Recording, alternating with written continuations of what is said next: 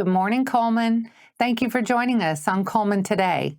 I'm your host, Christine Wiggins, and today is Wednesday, September 24th. Coming up on Cullman Today, Cullman County Schools responds to a bus incident, Cullman Housing Chief takes funding push to Capitol Hill, and St. Bernard Prep hosts Life South Blood Drive Friday. All of this plus sports, weather, and more. Now let's take a closer look at the top stories happening in Cullman today. Cullman County Schools has issued a statement following a widely shared video of a fight between two middle school students on a school bus. The district says the incident was addressed immediately before the video appeared online. Administrators confirmed that the bus fight was captured on school surveillance, and the video was quickly turned over to the principal, superintendent, and law enforcement. Parents of the students involved were also contacted. Officials say the aggressor, seen repeatedly striking another student, is no longer enrolled in the district. Other students who recorded and encouraged the fight have also faced discipline under board policy. The district added that some versions of the video circulating online show uninvolved students, creating confusion and raising privacy concerns. Leaders say it is disheartening that adults shared the video on social media instead of contacting administrators directly. School officials stressed that student safety remains their top priority and urged families to reach out with concerns. Cullman Housing Authority Executive Director Marquisha Griffin spent 2 days in Washington at the Public Housing Authority's Directors Association conference, pressing federal leaders on local housing needs. Her message: funding and policy must match today's realities. Griffin told members of Congress that housing authorities are still operating on 2017 level budgets, limiting repairs and capital work. She also called for fair market rents to reflect actual prices. When set too low, voucher payment standards lag the market and families can't secure units. And she raised concerns over a proposed 2-year moratorium that she says would harm residents and strain agencies' ability to serve. Why it matters here: accurate rent benchmarks help Cullman families lease apartments. Updated funding keeps properties safe and maintained. Griffin's outreach follows briefings from lawmakers including Representative Mike Flood and Representative Maxine Waters, and puts Cullman's voice into the national conversation on affordable housing. St. Bernard Prep School teams up with Life South Community Blood Centers for a campus blood drive Friday, September 26th from noon to 6 p.m. All donors receive a recognition item and a cholesterol screening. Anyone age 16 and up with a photo ID and parental permission required if under 17, and a minimum weight of 110 pounds is eligible. Walk-ins are welcome as space allows, but appointments are encouraged. Scan the QR code on campus or visit Life South's website to book a time. If you're healthy and able, this is a quick way to help local hospitals keep shelves stocked heading into the weekend. The location is at St. Bernard Prep School in Cullman. Bring a friend, hydrate beforehand, and make a life-saving stop on your Friday. And that's all for our top stories this morning. Coming up, Wallace State rolls at Fall Bash, and cross country stacks top 5 finishes. Sports is next.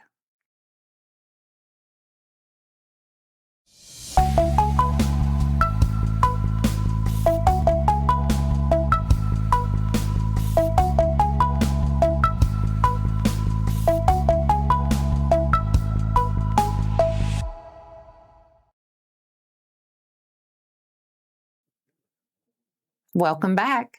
At the Cullman Omniplex, Wallace State volleyball gave the home crowd a weekend to remember. 4 wins in 2 days and a 9-match streak to reach 20-2. The Lions handled Bevel State Friday, then avenged Vincennes with a sweep. Saturday, they polished off Itawamba and Walters State to cap a clean run. The formula: balance and composure. Rachel Mecklenburg kept hammering points at the pins. Mackenzie Knowles and Sophia Sobel applied steady pressure.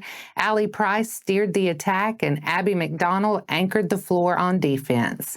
Next up, a conference road test at Calhoun on Wednesday.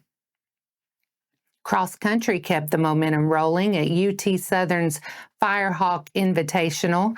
The men packed beautifully to finish fourth. Tyler Anthony up front with Elliot Denard and Daniel Leha close to lock-in scoring.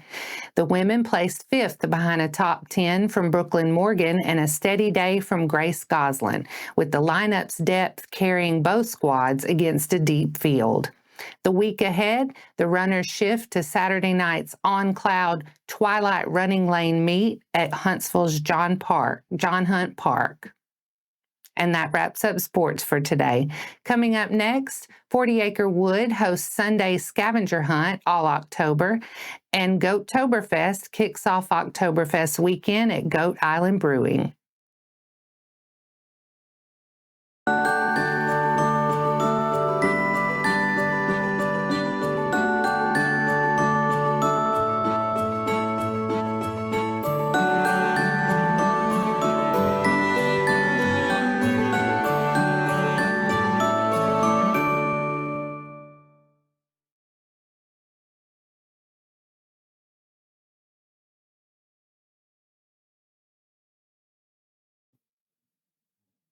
Welcome back. Now it's time to speed things up with a news rundown, 4 stories in under 4 minutes. Looking for an easy fall outing? 40 Acre Wood hosts a self-guided scavenger hunt every Sunday in October from noon to 6. Follow a 1.2-mile forest loop and search for fall and Halloween-themed items, playful spooky surprises included. It's designed for ages 3 to 10, but all ages are welcome. Most families finish in 30 to 45 minutes. Cost is $5 per person. Grab a paper map for $1 or scan the on-site QR for a digital version. The trail wraps up by a rustic playground, and picnic areas are open if you want to make an afternoon of it. No set start time, no prizes, just drop in during event hours, explore at your own pace, and enjoy time outside together at 40 Acre Wood. First Source for Women in Hanceville is asking for immediate help to restock essentials for local moms and babies.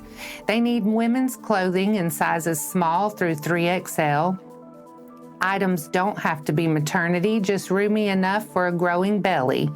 Diapers are critically low in preemie, newborn, and sizes 4 and 5, and they're also running short on baby wipes.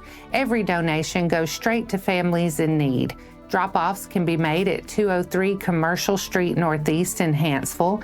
If you can't shop but still want to help, reach out to First Source for Women for other ways to give. Your support keeps their maternity closet and diaper supply open for the community.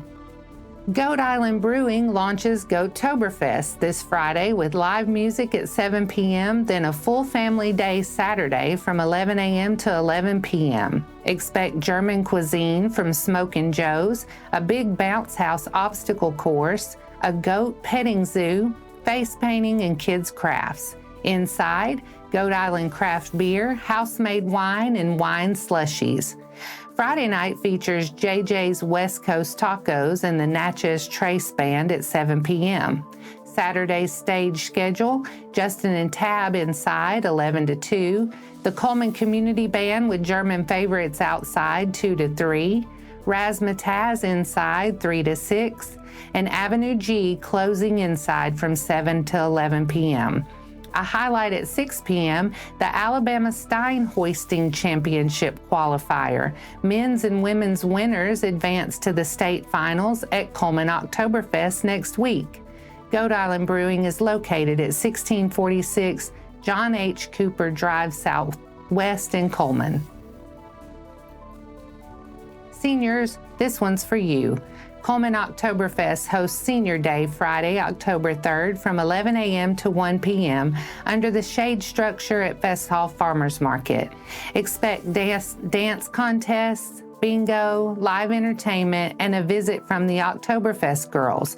All the fun before the evening crowds roll in. Bring a friend, enjoy the music, and make a morning of it. Then mark your calendar. The Cullman Commission on Aging and Aviana Healthcare welcome you to Senior Fair Day on Wednesday, October 15th from 10 a.m. to 12:30 p.m. at the Cullman County Fairgrounds. For ages 55 and up, the event features entertainment, fair exhibits, and a free lunch. It's a chance to connect with neighbors, explore local resources, and enjoy a midday outing tailored for seniors. And that's your 4 stories in under 4 minutes. Now for a quick break before we look at the weather ahead and pay our respects with obituaries. I'll be right back after this quick message.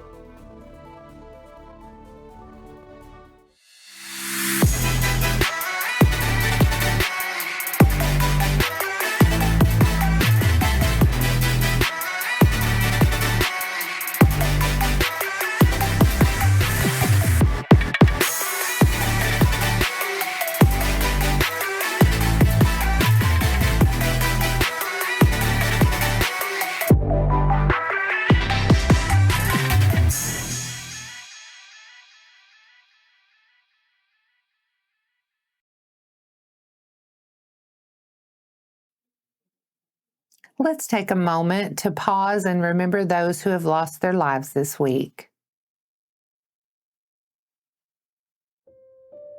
Ernest Malone Boone, 77, of Hanceville, passed away Monday, September 22nd. Graveside service will be held at 2 p.m. on Friday, September 26th at Cullman Memory Gardens.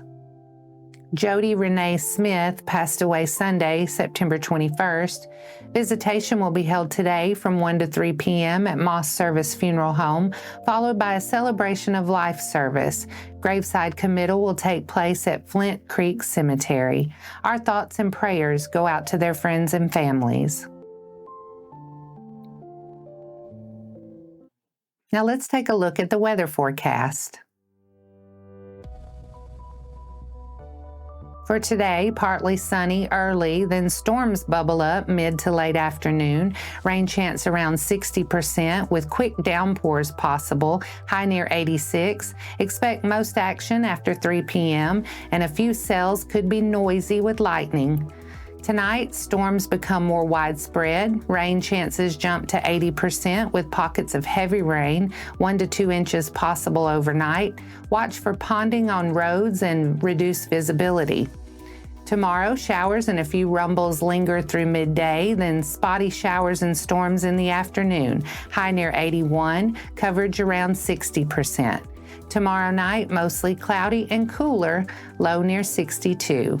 Best rain window arrives this evening into tonight with heavy downpours in spots. Plan extra time for Thursday morning drives. And that wraps up today's edition of Cullman Today. Thank you for sharing your morning with us. And remember to stay connected by following us on social media and visiting CullmanTribune.com for the latest from our community. We'll be back bright and early tomorrow morning at 6:30 a.m. Until then, I'm Christine Wiggins with Cullman Today. Have a wonderful day, Cullman.